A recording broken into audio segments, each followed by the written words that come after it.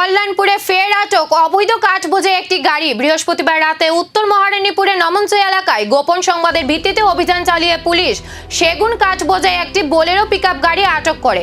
তবে চালক ঘটনাস্থল থেকে পালিয়ে যায়। পুলিশ সূত্রে জানা যায় 18 মোড়া বনাঞ্চল থেকে কাটা কাঠ পাচারের উদ্দেশ্যে নিয়ে যাওয়া হচ্ছিল। এই ঘটনাকে কেন্দ্র করে এলাকায় চাঞ্চল্যের সৃষ্টি হয়েছে। স্থানীয়দের একাংশের দাবি, বনাঞ্চলে অবৈধ কাঠ কাটা ও পরিবহনের ঘটনা মাঝে মধ্যে সামনে আসে, ফলে বন দপ্তরের নজরদারিও ভূমিকা নিয়েও প্রশ্ন উঠতে শুরু করেছে। এদিকে ঘটনার তদন্ত শুরু করেছে পুলিশ। কাঠ পাচারের সঙ্গে জড়িতদের চিহ্নিত করে প্রয়োজনীয় ব্যবস্থা নেওয়ার প্রক্রিয়া চলছে।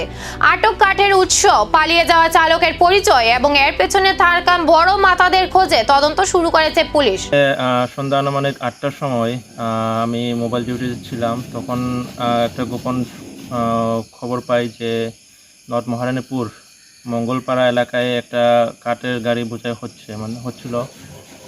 তখন খবর পাওয়ার সাথে সাথে আমি প্লাস থানার স্টাফ এবং এসআই দিব্যজ্যোতি মজুমদার স্যার সহ আমরা যাই।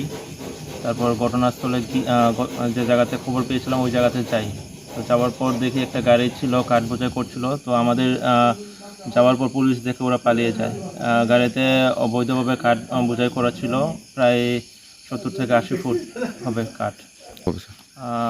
বাজার মূল্য আনুমানিক 1 থেকে 1.5 লাখ টাকা হবে। না, আপাতত কাউকে অ্যারেস্ট করা হয়নি। আপাতত এই কার্ডগুলো আমরা গাড়ি সহ থানাতে নিয়ে আসি এবং অ্যাজ পার ল প্রসিডিউর মেনটেন করে পরে ফরেস্ট ডিপার্টমেন্টকে হ্যান্ডওভার করা হবে। তবে এখন এলাকাবাসীর একটাই প্রশ্ন, কাঠ মাফিয়াদের বিরুদ্ধে এবার কি সত্যি বড় পদক্ষেপ নেওয়া হবে, নাকি কিছুদিন পর ফের সবকিছু চাপা পড়ে যাবে?